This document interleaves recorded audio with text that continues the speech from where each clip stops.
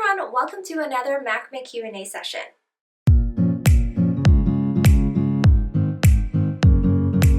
Hey everyone, it's Nicole here and welcome back to BOCHIKNOT macrame. In this video, we are going to be going over your guys' questions asked at the beginning of the month. The questions that required a more detailed response will be addressed in this video. Some questions only did require some simple answers. Even if you didn't ask a question this month, some of these questions may help you on your macrame journey, so it is definitely recommended you watch through as well. And with that said, let's jump right in. This next question is in regards to floral wreaths. I have been working on a floral wreath and I can never seem to find a combination of flowers and leaves I am happy with. I love each component on its own, but being able to combine them together always seems to elude me. I love your poinsettia wreath with a combination of colors and different leaf patterns. Could you explain how you think through the combinations? Or if you could do a floral wreath with multiple flowers, leaves, that would be great. So this is the poinsettia wreath I believe you are talking about. And this is a flower wreath I had just released and finished. This one is more of an autumn vibe, and I'm just gonna quickly go through each of these wreaths. So for this one, I knew I wanted to make an intricate mandala, but also incorporating a large poinsettia flower with leaves. Now, before coming up with the flower and leaves, I usually think of the color combo before that. The color combination is important so that you know the flower and leaves go with the rest of the wreath. So I knew that I wanted a neutral, natural looking mandala with a red poinsettia flower and a green leaf. So I already knew that these were the colors that I was using, and I liked how that they were a muted tone so that they matched the natural color of the mandala. I knew I wanted to make a larger 3D poinsettia flower, so I went with a basic double half-hitch knot flower petal design, and I created two different sizes and put it together into a large poinsettia flower. For the leaf, if you're making a large flower, it only makes sense to have large leaves to go with it. So I knew that my leaves had to be even larger than the largest petal of my flower. So using a similar method with double half-hitch knots, it is a slightly different pattern so that you can tell the difference between the flower and the leaves. This is how I created leaves. And seeing that I used double half-hitch knots here for the wreath part, I knew that my double half-hitch knot flower and leaves would go well with it as well.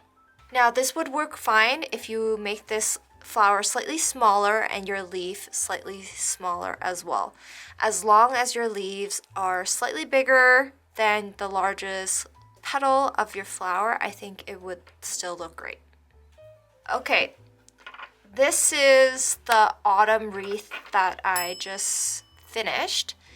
These are the peony flowers that I had made, and I knew I wanted to use similar colors with it, and that's why I used the colors from this same line of cords to make this wreath. Like I said before, it is important to start off with the colors that you're planning to use for the leaves or the flowers, and also for the wreath itself, so that they look good together. So similar to the Christmas wreath, I had used the neutral color in the color cord group for the wreath part of this pattern. And I left all the vibrant colors for the flowers and the leaves just so that they would stand out more. So I actually had Pinterested autumn floral wreaths to get an idea of the type of flowers and the leaves that I want for this particular wreath. So once I was done with the flowers and I was thinking of what leaves to create to match the flowers, I knew that I had to have some large leaves to go with the large flowers, but also some smaller leaves to just throw in some of that fall and autumn color in. Because this flower is so big, you do need leaves that are larger than your largest petal. And that's why you can clearly see that these petals are bigger and that they complement this flower nicely. Now, if you were to make this whole wreath in the same color, that could work as well. That would make it so that instead of the color making this project stand out more, it would be the overall textures of the piece. So it would bring out the textures of the flower and the leaves more if you just made them all the same color. I definitely recommend, if you use double half-hitch knots for your flower, to also use a double half-hitch knot pattern for your leaves so that they go well together. Sometimes you might have one flower and 1 to 2 leaves, and that might not be enough for the flowers that you are using.